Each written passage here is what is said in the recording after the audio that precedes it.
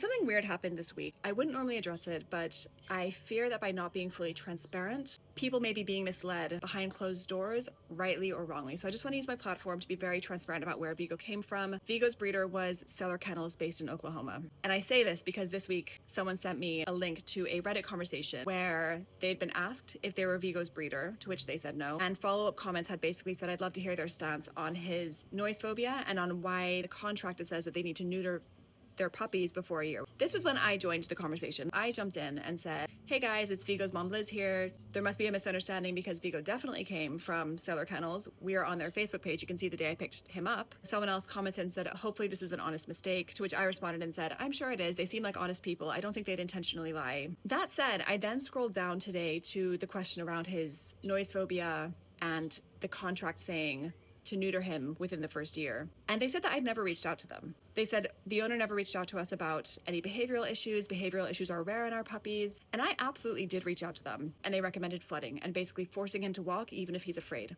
As I've said before, we tried that.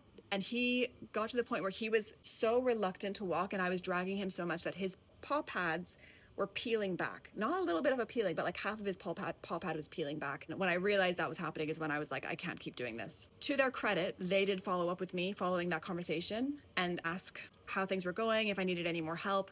I didn't respond to them just because I think I acknowledged that they were not the people who were going to help me with Vigo. I don't agree with the way that they do things, but for us, it just wasn't right for us. And so I didn't want to pursue that conversation further. But it's just weird to me again that they were asked about the noise phobia and they said we never reached out to them when we totally did, and they even followed up with us. So I commented back on the Reddit and said, hey, we did reach out to you. You recommended flooding. We tried it. It wasn't for us. What I would also add in this conversation, and I'm hoping I'm not going to be piled on by the toller community, is that I've lost count of the number of toller owners who've written to me and had a carbon copy experience of ours with Vigo, in the sense of they brought a puppy home, they did all the socialization, they did all the research, and have ended up in a similar situation to us where maybe their dog's afraid of street noise or whatever and they can't take their dog outside to walk. If you asked me today, just from my perspective, having spoken to other toller owners who have gone through this, I think when people say toller sensitivity, they don't fully appreciate the extent that sensitivity may go to. So that's where we're at. I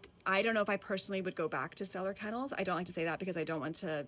I love Vigo. He's an amazing dog. It's just, to be honest, he came homesick. When we landed, he had a cough. He had congestion all around his nose. Before he came home, the breeder didn't give us like vet documents documenting. I think we had like a vaccine paper, but she didn't have like a proper checkup of documentation we could give to our new vet when he came home. To their credit, when he came home and he was sick, they did pay for the additional vet bills that were not unforeseen. They say that he must have caught something with them that then developed on the flight home. I don't know if they cleaned him up to give him to us or if it genuinely did happen on the plane. I want to give them the benefit of the doubt, but I don't know. But yeah, I just want to be really transparent about our experience with them. They seemed like nice people. They seemed knowledgeable about tollers. So I have mixed feelings sharing this, but might delete this later because honestly, like there's a part of me that doesn't like leaving bad reviews about people's businesses, but I'm just being honest.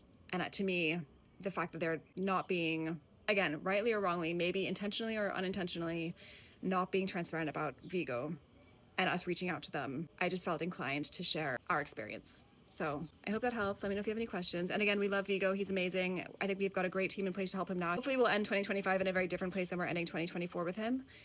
But yeah, let me know if you have any questions.